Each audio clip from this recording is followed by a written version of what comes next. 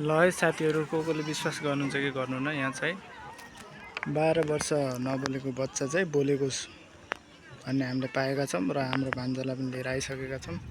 तर यो ठाउँ पनि एकदम रमणीय छ। यो कहाँ होला भनेर सोध्नु होला हजुर।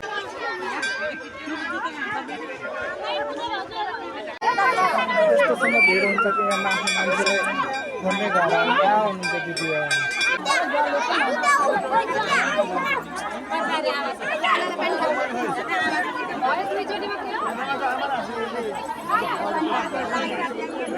महिनामा हिँडेको बोल्ला नि 10 महिनामा बाबा मम्मी भन्ने बच्चा अहिले हाम्रो यो दोहोरो बोलेको त 2-3 यसरी हामीसँग बाबा मम्मी आउनु जाम खाम भनेको त 2 वर्ष बल्ल भएछ राम्रो हिँड्न त 3 वर्षमा हिँडेको छातीले 7-2 भित्र